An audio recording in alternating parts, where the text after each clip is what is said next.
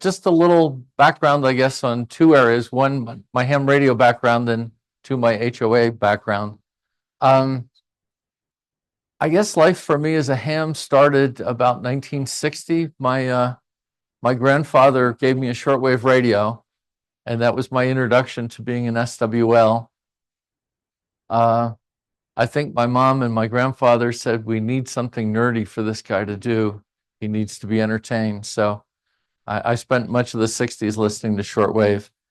I finally got licensed 50 years ago as a tech, longtime tech. I still had to do code. I passed the general, 13 words a minute, and advanced late 80s, I guess, and finally became an extra, I think, in 2018. It just seemed like the thing to do at the time. In terms of activities, I've moved around a lot with my work. So there's certain things I've latched onto in various places I've been. I used to do a lot of special event stations. I lived in Alma, Michigan, and the college was down the street. With a very nice station, and I go down there and do things. I've been SAG support for the Hilly 100 in Indiana bicycle event. Surprisingly, it's 100 miles. I don't know how they got the name. But here, one of the things I like to do is listen to people up in the mountains when the weather's nice. And often I'm the one in Denver that maybe is the first one to hear them. So that's that. In terms of my HOA experience, I've lived in a place called Stony Brook. We're in the tech center. I've lived there since 2011. I've been on the board, I guess now 7 years. And I think I've held most of the offices there except for vice president. I guess they felt like I didn't know enough about vice to hold that position. I guess well, I'll mention the rest of it later. But so I've kind of been on both sides of this. I guess I'll say it that way. Two other things I wanted to mention as I got started today. I don't get to go to too many Bronco games, and I'll connect this to my talk, I hope. In 2011, I think in October, I went to a Bronco game with my friend Stan, also a Stan. And it was the week that Al Davis passed away, the longtime owner of what used to be the Oakland Raiders. And so before the game, they got everybody quiet and said, would you please rise for a moment of silence for Al Davis? And as I'm standing up, I'm thinking to myself, so 76,000 people in this stadium, is there one idiot here? And so I didn't have to wait very long at all. We got quiet, and somebody in the upper deck screamed, Raiders suck. And so the way I connect it to what I'm going to talk about today is I'll get on Facebook and look at various groups related to ham radio and things like that. And somebody will bring up, well, my HOA won't let me do whatever. And eventually, it takes about 3 or 4 posts before somebody says, HOAs suck. So if you wanted to hear that, you're not. I guess I'm looking at this in the terms of, for whatever reason, I woke up one morning and I just learned I lived in an HOA. What am I going to do about it? And how am I going to make that, work? I guess the other point I'll bring up is when I was an undergraduate, I did physics. And so I had to take a class in fields and waves. It was one of my favorites. And of course, most of those books at some point along the way will show you electromagnetic radiation, and they'll show you, here's an antenna. And there's this beautiful picture of a nice little dipole, and there's not anything around it. It's all perfect. And, for me, that was 50 some years ago. I've never seen that antenna, although the ones that Wilhelm showed, they're close, I guess. But all antennas are a compromise. And so in an HOA situation, they may be a little bit more compromised than others, but that's okay. And well, oh, there we go. There we go. So I'll try to state the problem of what we're going to discuss here.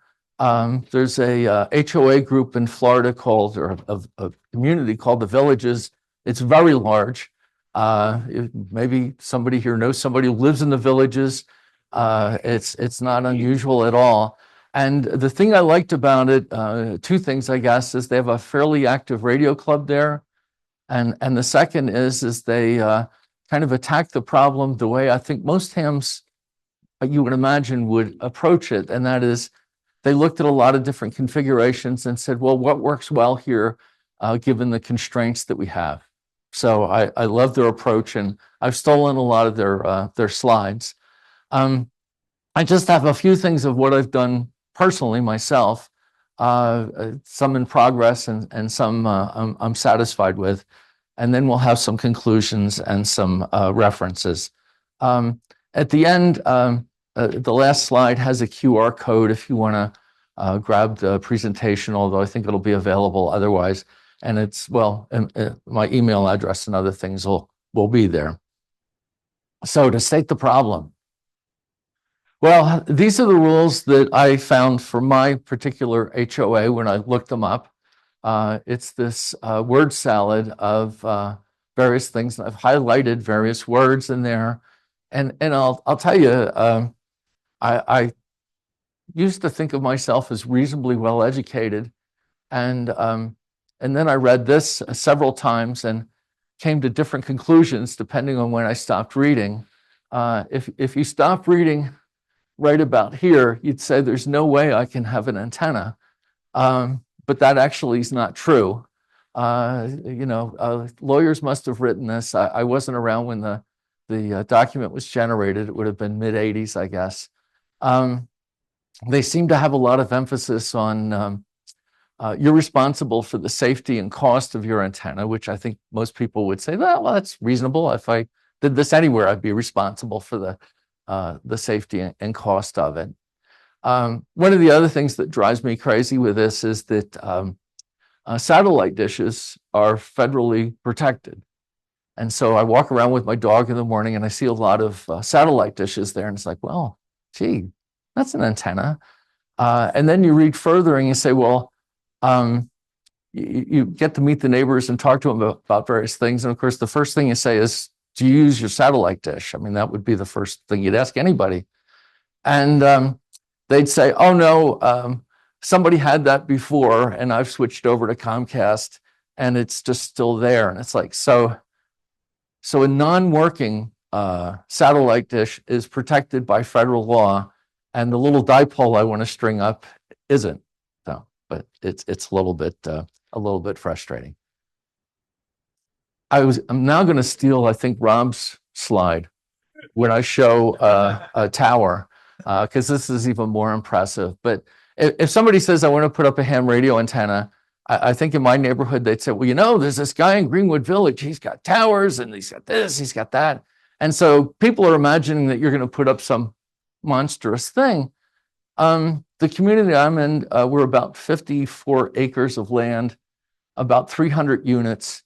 And if you do a little math and try to figure out how many square feet per person, it's not really a large number. So you've got all these people shoehorned in together. Do you really want to have that in your backyard? This was one of my neighbors when I lived in Michigan. Well, if he invite you over to use the station, right, it would be fine. But John WD8RXP is a silent key, unfortunately, but he built this thing from scratch, basically 190 feet tall. He was a welder for General Motors in Lansing. I think they made Oldsmobiles in those days. And he was not a climber. That's the other thing. He had to find somebody who would climb for him.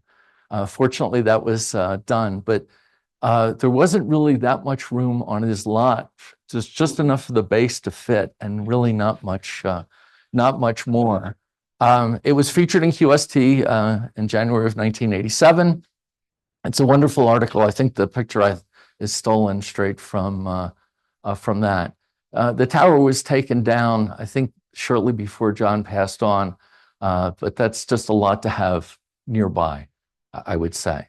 One story about this antenna, I lived about 10 miles north of John, and he had a friend who was maybe 20 miles west of me, and I heard him one night on 146.52 FM simplex, just yakking it up. And so I jumped in to say hello, and I had to tell John, again, 10 miles away, your signal, it's a little bit scratchy.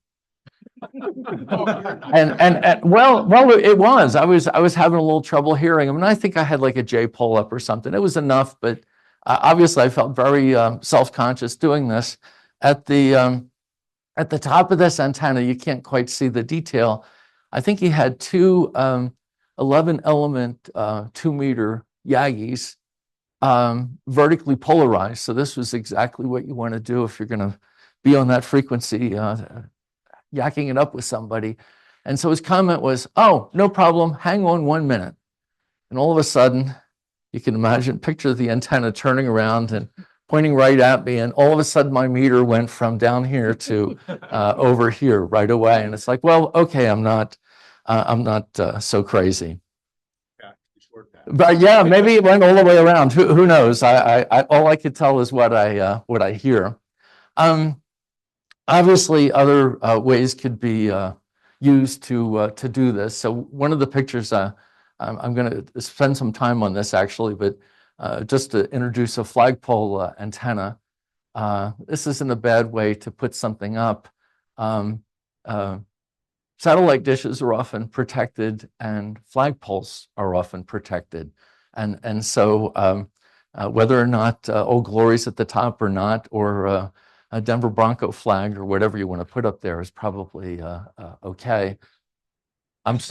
Well, you're this is probably not the place to have that, but everybody got their Jimmy John's order done? No. Working?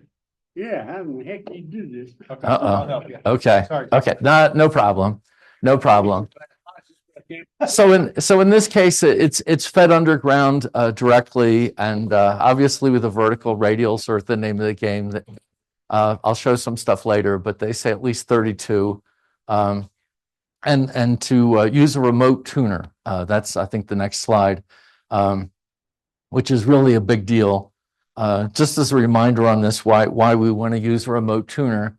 The picture on the top just shows a transceiver and an antenna tuner at the receiver, and that'll make your finals very happy because they see a nice signal going out. But of course, that's not really the bottom line for us. The bottom line is what can I transmit and receive with my antenna? And so having the tuner at the base of the antenna keeps the SWR in the coax itself quite low. And so the radiation actually goes out into space rather than in the ground, which doesn't really do us any good. So the villages, it's in Florida. They're a little bit north of Orlando and Tampa and St. Petersburg, and a little bit south of Ocala. 150,000 people last time I looked. And 57 square miles. I think they have 4 zip codes. There's a link there for the villages themselves. I think because I was active in my HOA, I was on their mailing list because you'd just like to see how somebody trying to manage an HOA that large does it. So I still get lots of email from them, and they're always opening something or doing something. It's a very busy place. They have a fairly active ham club there, and that's the link for that K4VRC. And I talked to Mike Reagan when I was preparing this a couple of years ago. He's the president of the club. I asked him if somebody from his group would like to give the talk when I was invited before, and he said, no, you take the slides, you just go right ahead and use them. But he threw in a few comments while I was on the phone with him, and that was that in spite of the antenna restrictions they have many contesters there, and that the most popular antenna turns out to be the flagpole that I showed you. And again, they've gone through and done this in a very systematic way, so it's a nice little story to tell. I won't bore you with all the details of this. but they've gone through and looked at quite a variety of antenna configurations, all the ones that you might think of.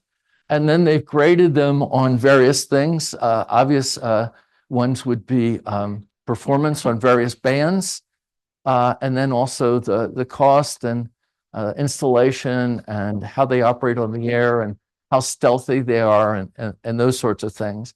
And then they grade them the same way that you might have an English paper graded in school. Everything gets a grade from A to F. And so you see a lot of Fs up there, which may be discouraging, but the next slide will maybe make you feel a little bit better.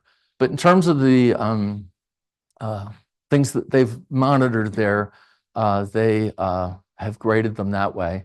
And I don't know if the flagpole is the absolute best, but it's certainly one of the better ones up there. And so that's why I picked it as an example of what you might consider as the best option. The other thing to worry about, besides all the things listed here, are the, oh, I'm sorry, I skipped in my mind a thing, but they talk about what each category means in terms of radiation and stealthiness and all these various things, and show some prices or costs for various items. The thing that I was about to say here is the other thing that's very important that's not captured in the first table that I showed you is the mode that you operate in. And so there's a definite difference between trying to do AM, not that anybody does AM anymore, but AM on one extreme, and then some of the digital modes on the other extreme. And I love the comment here that where they talk about signal reports and all these other things, but they conveniently neglect to say what mode was used for it. Because obviously the newer digital modes, can hear things that we can't hear. So they're able to dig signals out of the mud. And the other thing I guess I'd point out too is that if you want to do sideband, for example, it says you really need a grade of A or B, but for the digital modes, C or D, or CW even, C or D would work just fine. And as the people who love CW always like to tell you, that it gets through when other things don't, and it really does. So this is a more thorough examination of the flagpole. It could be a 21-foot vertical, or I guess that's a convenient size. It probably trying to make it taller than that is awkward. The other thing that they point out too is the picture on the right here. There's a rock at the bottom, which of course is important because that's where your tuner's located, and that keeps it under wraps, and also means that the lawnmower won't bang into it, which is important. And it does reasonably well. You're probably not going to get on 160 meters with that, but some of the other bands are quite good. Insulated from the ground. Do they show that? How do they insulate that from the ground? They don't specifically mention it, but do they? I don't think so. If I were doing this, you'd use like a trencher to make the trench out to the antenna, and then I would probably use a flexible conduit and run it through that, because that gives you the ability later on to swap out the coax if you have a problem there, and it gives it reasonable protection. So, and I think you have to bury it probably a foot at least to make it relatively safe. I think that's reasonable. The antenna, well, you would pour a cement block at the bottom or cylinder, and then you can mount it off of that. I mean, you can isolate it electrically. Is that what you're talking about? So, you can put an insulator in there to electrically isolate it from the post, because the post going into the ground likely will be close to being grounded. But you can electrically isolate it from the rest of the antenna. and that should be fine. You may have to be careful about having, what's a good way to say it, ample insulation. In other words, you don't want a sheet of paper or some other weak insulator. You want something ceramic, I would think, that would tolerate that pretty well. The other thing that we'd need, obviously, are the radials. And I think generally when you read things about vertical antennas, they say the more the merrier. I'm looking at one at my house, and actually I've been looking at chicken wire as my ground plane. That has yet to be determined, but that's what I daydream about. I guess I'll put it that way. But for the radials, you can do trenching like they would do when they bury sprinkler lines and that sort of thing. And obviously, again, you need to be careful, I guess, about making sure you're not hitting anything when you dig like that. In Colorado, we have 811 that you can call and say, I'm going to bury radials in my front yard, and they'll tell you where all the pipes are. So, and especially in a compact configuration, there in all likelihood are pipes there that you need to be aware of. So, some of the details, good. So they show the base and in a way that's relatively well protected. I think to answer the question about insulation, I think that's the isolator, if you want to call it that, the electrical break between the ground and the flagpole itself. And there's the trenching that they show, and burying the cable. That's relatively straightforward, and those things can be rented by the day, so it's not necessarily an expensive thing to do. And there's the all-important rock to cover up the electronics, but that seems to be well received, not a problem, and that's it. So a couple of things I should say about the HOA I live in. I mentioned we have about 300 people and 55 acres. We have an annual budget, I think, of a little bit over 2 million these days. We have maintenance staff of 7 or 8 and a general manager and an office assistant. We don't farm out the management of our HOA. We run it ourselves. We like that configuration better than having so-called professional management, somebody who comes in and manages 10 HOAs, including yours, and does various things. I think, one, we find that we have better control over the money, and two, it gives us a little bit more flexibility about, we have rules. I don't know that we're always perfectly strict about enforcing them, and so that helps. Before you buy into an HOA, you always have the ability to get the basic documents and look at them. And certainly at closing, you get them, but nobody's thinking about that at closing, right? I need to read these very important documents. It just doesn't happen. In fact, as an officer of the HOA, people would sometimes start having a discussion / argument with me. And I'd say, well, we have documents on this. And I said, we have documents? You know, it's like, first you have to tell them, okay, there are documents, and then we try to follow them and do that.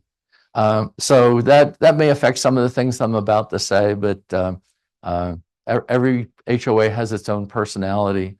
I think one of the things I'd say about HOA management is people don't always like to think about it this way, but it's a little experiment in self-governance.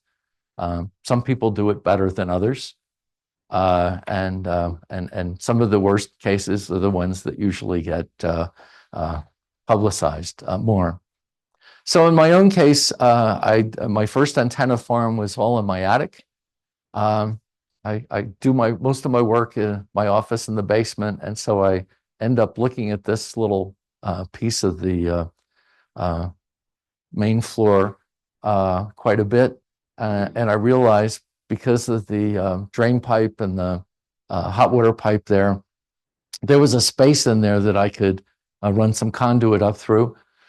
So some careful measurements, and I was able to line up a 10-foot piece of 1.5-inch conduit through there.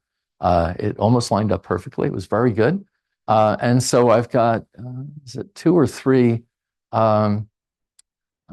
coax runs up there, and I tend, because it's VHF mostly, I tend to use um, 213 or something that's kind of high end just for the losses. So the picture on the left is it going into in the space in the basement, and the picture on the right is where it comes up in the attic.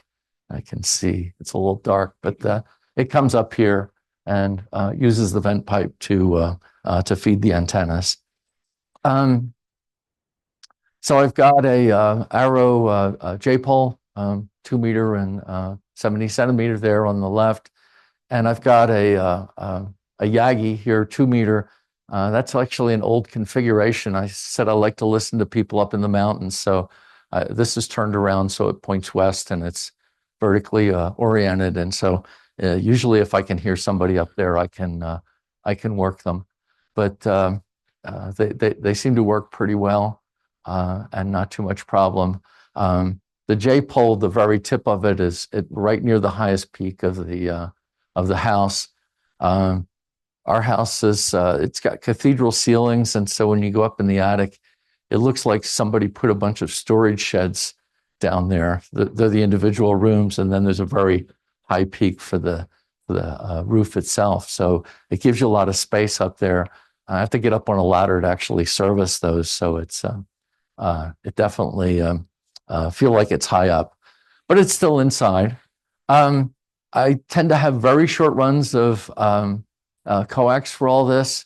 I did 2 meter sideband for a long time when I lived in Michigan, and one of the things I learned from that was to be a perfectionist about your joints, your coax, and everything else, because you don't want to lose signal anywhere.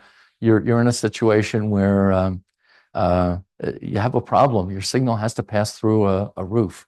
It's inescapable when you're in the attic.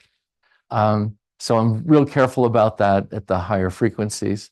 The one thing I will claim is I've never had an environmental issue in the attic.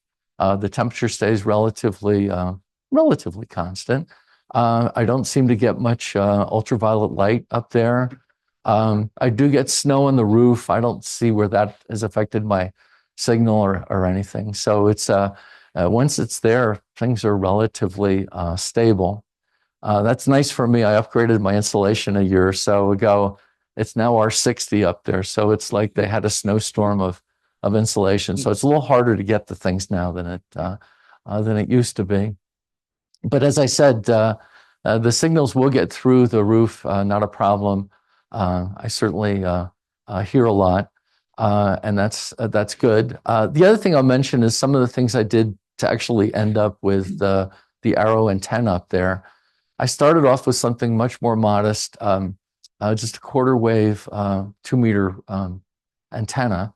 And so I started to listen around, and it's like, well, this isn't too bad. And one of the things I realized is the weather stations are actually a good way to gauge how well your antenna hears. And if it hears well, it probably transmits equally well, I'll say. So I went through several antennas doing this. I like the weather stations.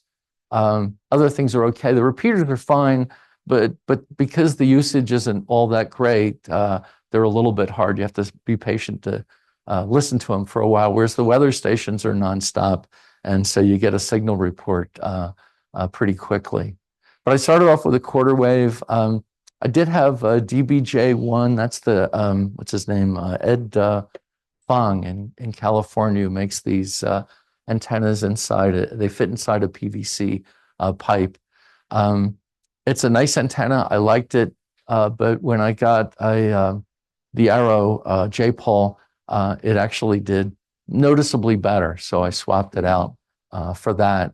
And one of my biggest weapons in all this is my antenna switch. So I can go back and forth between different antennas and get a sense of how much better or how much worse something is.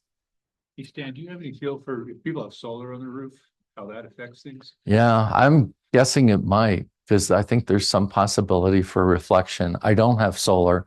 That's one of the things I think that kind of said maybe I don't want to do that just yet. I've heard kind of noisy too. Noisy inverters. Yeah. Yeah, I probably in the early days, people aren't all that sensitive about it. And so, yeah, I think that's a problem. I'll put in a plug for one of my friends from Indiana, WD8DSB, Don Kirk. There was an article in QST. He's on the cover. He's like very popular now. He's sniffing out electrical noise mostly, and he looks at transformers and other things. And if you read the article, he actually gets very good cooperation from the electric company because they actually want to get rid of all this. I mean, it's not just us that would be suffering from this. It's all kinds of things these days that are susceptible to electrical noise. But my recent project is putting an antenna outside. So I've got a Yaesu 991A. It's got the antenna tuning feature on it, and there's a companion antenna to it. What's it called? The ATAS 120A. So I bought one of those. Actually, before I bought it, I'll back up. Before I bought it, in our HOA, we have what's called architectural review, ARC, it's affectionately called. And the way our government is set up, the chairman of the ARC committee, I always say, is the most powerful person in the entire HOA. People would say, well, you're the president, you're more powerful. No. Because one of the things our ARC committee can do, and I think this is universally true, is that if somebody puts up a deck and doesn't have it reviewed or approved, we can compel them to take it down. That's a very nasty thing to do, I will readily admit, and it's never happened on my watch, but theoretically, you can do that. So I went the other way and I said, you know what, I'm going to put something up and have the ARC guy come over and look at it and see what he says. So I didn't really actually want to go out and buy the antenna. So, but fortunately, Home Depot will sell black PVC pipe. And I had a whip from an old 2-meter antenna. And it turns out that the post here, this is the post for what used to be an awning and now it's just a sail there. It's the right diameter. And so it just goes along that axis. It's hard to tell, but I made what I guess I call a working dummy antenna. My ARC guy didn't really care whether I could generate RF when he was there, but I did put in some coax and showed him where that would go and showed him what the antenna would look like. And you see, I have a lot of evergreens around me, which is not great, but it does help to keep it relatively well hidden. You can also see that, maybe it's not obvious, but I'm near one of the main entrances, so people come in and potentially could see this. But the guy came over and said, there's nothing to see here. And said, go right ahead, no problem. And usually if they want to do something more formal, you have to get circulate something among all your neighbors that can potentially see it and say, well, do you approve and this and that. And he said, you don't have to do that. Don't worry about it. I did talk to my neighbor behind me because she could see it. And she said, I don't care. So I need to finish this up. I do have the antenna set up in the basement. The propagation in the basement is not very good. I just wanted to report that and get it on the record. But eventually I'll move it up there. And I think at least it'll get me on HF. So that's really the big thing. So I think, ham radio is definitely feasible in an HOA. It takes a little creativity sometimes, and you have to understand what the constraints are. In our HOA, there are 2 hams. I'm half of the hams there. The other ham, he did it the other way. He put up an antenna without getting approval, but he put it in such what's the right way to say this? I'll say an inconspicuous spot, because he told me what he had. He has a rotatable dipole. So that's pretty low key. He's got a rotator for it, and you can spin it around. And even knowing which unit he was in and what I was looking for, I realized I had to walk around outside and look in a very specific direction from a very specific spot to actually see his antenna. And so I'm guessing I'm the only one who has. Nobody's bothered to report it because it's it's not a big deal. But I think planning of some kind, either within the rules or kind of outside the rules are okay. You just need to be careful about keeping it hard to see. But certainly for modes, any of the digital modes are preferred, or CW, but FM and single sideband, are a little bit tougher. But certainly for local things, FM's fine. And I guess the other thing, because the physical size of the antenna, it probably tends to favor 20 meters and higher in frequency. Trying to put up a quarter wave antenna for 160 meters would be challenging, and it may kind of give you a problem with keeping it stealthy part of it. So that's it. Okay. Oh, so for references, there's the QST reference. The second one with a link there, that's the antenna guide for the villages. And very thorough. I think their original thing is like 70 pages, something like that. I didn't bore you with all the details. I just picked one type of antenna to show you how they handled it. But in their presentation, they actually show how they went out to various units and put up antennas and did measurements and all that. So I thought that was a really great way to handle it. And then there was one stealth antenna resource I found. So there's a link to that. And then the other two are ARRL publications. Steve Ford's publication's still out. I think the Doug DeMaio one's a little bit hard to come by, but it's a good one. He did great work. So any of his stuff is always kind of classic and timeless. And so if you want to download the presentation, for example, either the QR code or the link there will do it. Fellow that you said was on the cover, which QST was that? Yeah. You'll have to look. I don't remember, but I think it's within the last year or two. So yeah, but yeah, no, but he's on the cover, so and I know him, so this is good, right? How much your HOA do? Yeah, $705 a month, but that includes. That should include an antenna. It does not include an antenna, but it includes water. Oh, utilities. Yeah, well, not all utilities, but it does include water, which is a big one, and also we have a group policy for insurance.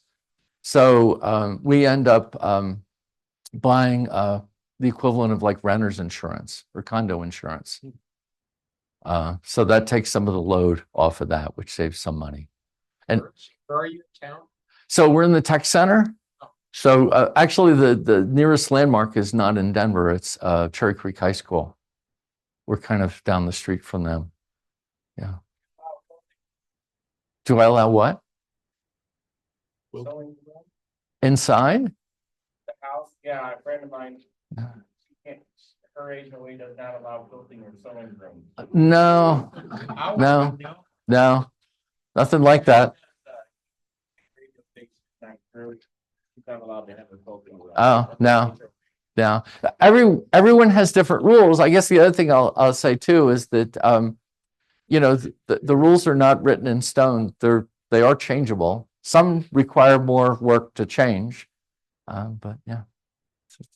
Yeah, an alternative that has worked well for me is to put up as long a doublet as you can in your attic. Mm-hmm. With an auto tuner at the center, Mm-hmm. and then coax down to your rig. Yeah. And I'm able to work de-expeditions on CW around the world on 100 watts pretty well with it.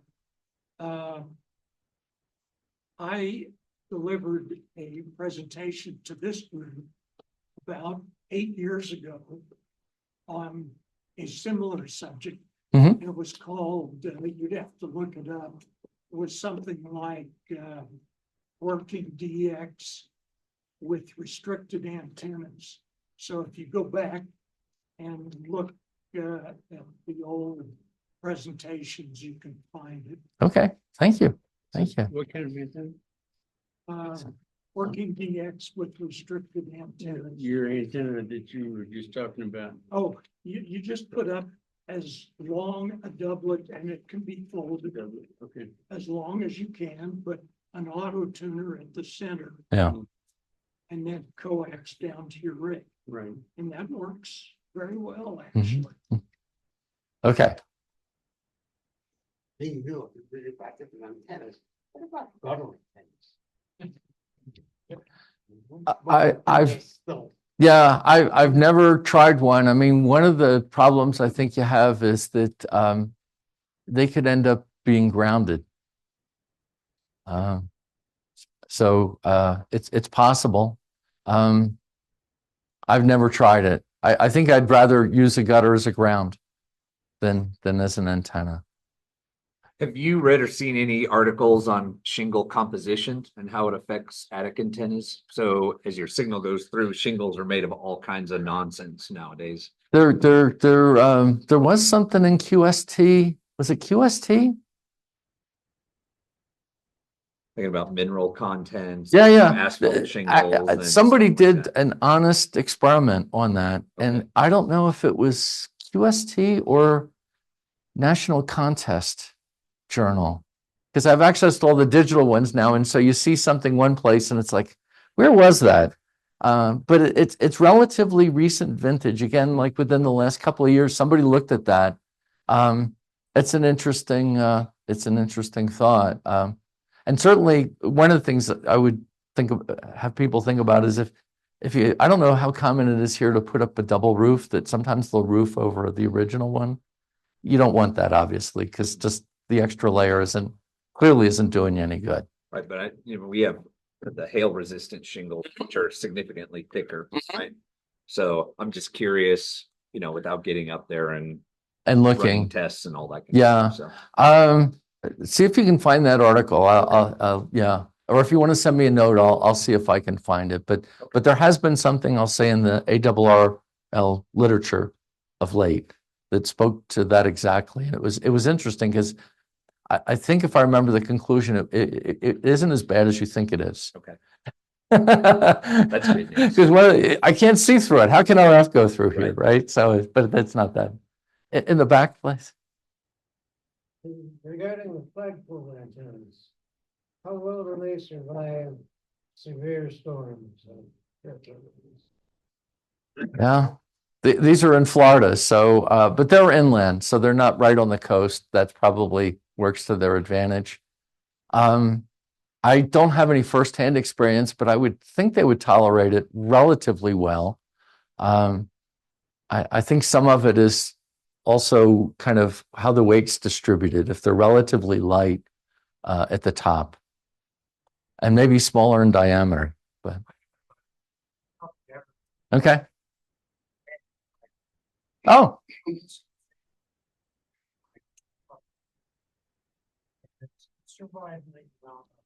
oh, okay. Any lightning? No, but is a mast? Is it PVC or is it aluminum? Okay, so it could be struck, but okay. Yes, sir. HOA board might be for good. Years ago. Mhm. My next door neighbor had a flagpole. They told him to take it down. He took a $50 a month fine, and he said, I'm gonna have my damn flag up on the veteran. But the legislature in Colorado passed a law, and I was on that board. Mhm. You cannot keep from having a flagpole in your yard. That's also, you can't keep you from having one of those clothesline, umbrella style clothesline things. They can't keep you from having artificial turf. So flagpoles are legal in HOAs here. Mhm. My backyard, I have a vertical with a tilt over the base. Okay. You put it up, nobody sees it. Yeah. So have 4-wire fan dipole, short and 40 meters. From the peak of my roof out to the peak of a shed. You have to really look to see it. Yeah. And I think in that case, yeah, nobody notices it. Yeah. First part, So to hell with something. else. They say take it. Yeah, there you go. There you go. There's always a finer gauge, right? The one thing to remember about HOA rules is that they're really at the bottom of the food chain. So HOAs, like anybody else, are obliged to follow any local, and that's for us, it's City and County of Denver, Colorado, and federal rules, and those always supersede what the HOA says. We'll attempt at various times to try to keep our things up to date. So for example, since it's election season, things about posting political signs, we basically follow the City of Denver rules because that's the easiest one to enforce. And we don't really step on anybody's toes that way. It's like they're free to put things out. It has to be on their property, and I think there's a limit on a number. But these are all Denver rules, and we just say we accept them because we don't want to enforce it. But some HOAs seem to be very what do I want to say, intent on trying to like have very strict rules and that type of thing. That doesn't seem to be our style. I need to grab this guy over here. Yeah. I realize all HOAs are different. I have 3 antennas in my attic, Mm-hmm. but out the side yard, I have some 35, 40-foot ponderosa pines. And in there, I have a 3-foot receive loop. Yeah. And a 30-foot mast with a Diamond X50 on the top of it. Mm-hmm. I've heard those have been up about, anywhere between 9 and 2 or 3 years. That if they've been up a certain amount of time that they're grandfathered in. All my neighbors know they're there. They've known for years, and it doesn't bother anybody. They're very well hidden. Is that true? If they've been up and I don't know what the law says specifically. I think there are 2 things to think about. What does the law say, which I don't know, and then the other thing is what about the enforcement? Because sometimes if somebody ignores something that's blatant, it's like, well, you can go back and say, well, you've ignored this for a long time. This seems kind of silly. One of the things I like about the way we manage things is if the general manager says she wants to do X, Y, and Z, somebody can come before the board and say, you know, I'd rather not do this, or I want to do this, and she's saying no. And they usually end up having the final say. They don't like to do that very often, but for some things they might. So, you know, the rules for HOAs, I think, are somebody trying to write down, these are the rules that we intend to try to live by. Now, is it perfect? No. There are no police running around, HOA police, doing that. So yeah. I always say some people need another hobby, right? That they need something other than, yeah. That's exactly. So I'll get this guy and then oh, you want to finish it? You want to? Attic loop in his attic. He didn't tell you about that. Oh, okay. That's duly noted now. So, okay. I was just gonna add to what you were saying. I lived in an HOA where they actually had, we call them covenant cops. Came around with a clipboard and they would look for things. And that, unfortunately, you know, you can always look at the documents beforehand, but you can't always figure out, well, are people here jerks about the whole thing? And yeah. But Chris, the thing is, it's like, we all have to live together. So, I mean, a lot of times people will approve projects because they figure, well, I'm going to do something and I hope they'll approve mine. So that's. One more, Oh, I'm sorry. for the project that you're doing in your side yard, Yeah. is that, so that's like the black PVC piping? So yeah, the base is steel. It's a steel frame for the awning, and then I put just PVC pipe on top of that, and the antenna actually slides right in there. Yeah, it slides right in there. I put a little hole in the PVC pipe so I can connect my coax to it, and as far as the way it operates in the basement, it seems to do well. I don't hear very much, but I just wanted to watch it mechanically work.